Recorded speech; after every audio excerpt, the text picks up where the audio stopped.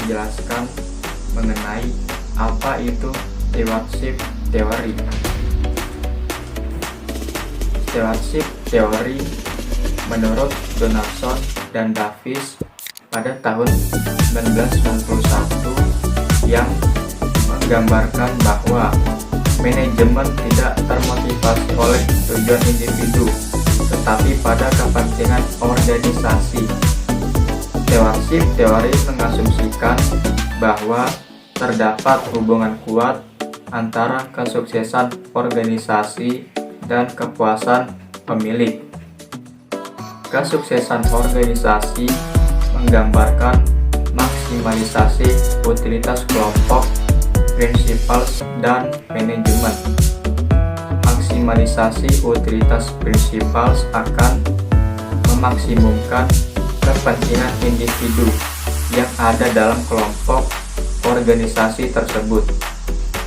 Teori stewardship dapat diterapkan pada penelitian akuntansi organisasi sektor publik seperti organisasi pemerintahan menurut Morgan tahun 1996, menurut Davis tahun 2006, dan menurut Thornton tahun 2009, dan non-profit lainnya menurut Vargas tahun 2004, menurut Sayers Ralph tahun 2006, dan Wilson tahun 2010, di mana sejak awal akuntansi organisasi sektor publik telah dipersiapkan untuk memenuhi kebutuhan informasi antara stewards dengan principles. Akuntansi sebagai penggerak transaksi menjadi semakin kompleks dan diikuti dengan perkembangan organisasi sektor publik. Dengan bertambahnya tuntutan akan akuntabilitas pada organisasi sektor publik, principles semakin sulit untuk melaksanakan fungsi-fungsi pengelolaan sendiri. Pemisahan antara fungsi kepemilikan dengan fungsi pengelolaan menjadi semakin nyata. Pemilik sumber daya atau yang biasa disebut capital suppliers atau principals mempercayakan pengelolaan sumber daya tersebut kepada pihak lain. Dalam hal ini, steward atau manajemen yang lebih memiliki kemampuan dan siap untuk melaksanakan fungsi-fungsi tersebut. Kontrak hubungan antara steward dan principals atas dasar kepercayaan, di mana manajemen bertindak kolektif sesuai dengan tujuan organisasi. Sehingga model yang sesuai pada kasus organisasi sektor publik adalah stewardship theory. Beberapa pertimbangan penggunaan stewardship theory adalah: yang pertama, manajemen sebagai stewards. Stewardship theory memandang manajemen suatu organisasi sebagai stewards atau penata layanan yang akan bertindak dengan penuh kesadaran, arif, dan bijaksana bagi kepentingan organisasi. Yang kedua, pendekatan terhadap governance dengan sosiologi dan psikologi.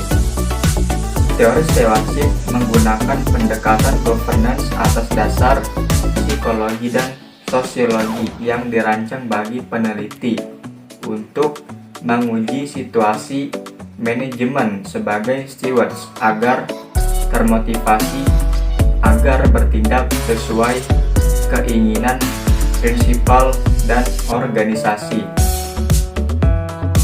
Yang ketiga, model perilaku manusia berperilaku kolektif untuk kepentingan organisasi dan dapat dipercaya. Model of human behavior. Pada stewardship teori didasarkan pada steward yang di sini disebut sebagai pelayan yang memiliki tindakan kolektif atau berkelompok, bekerja sama dengan utilitas tinggi, dan selalu bersedia untuk melayani. Terdapat suatu pilihan antara perilaku self-serving dan pro-organisasional.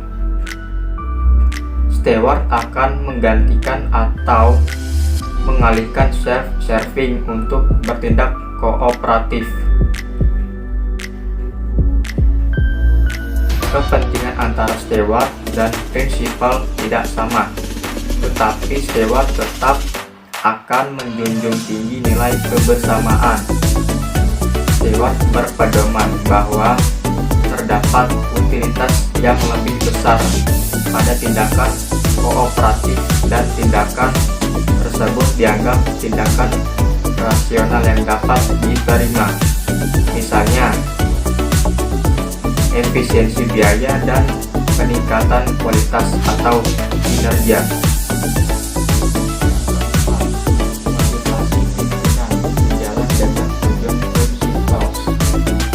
Teori stewardship adalah teori yang menggambarkan situasi para pimpinan tidak termotivasi oleh tujuan individu, tetapi lebih termotivasi pada sasaran utama untuk kepentingan organisasi, sehingga steward atau manajemen bertindak sesuai keinginan prinsipal. Tujuan prinsipal adalah adanya efisiensi terhadap belanja pemerintah dan pengelolaan keuangan negara yang efektif, efisien, dan akuntabel. Manajemen menanggapi tujuan ini dengan mengadakan pengadaan publik yang kompetitif, khususnya dengan metode e-procurement yang meningkatkan transparansi pengadaan publik. Supaya tujuan prinsipal tercapai terlepas dari kepentingan individu, manajemen, pemerintah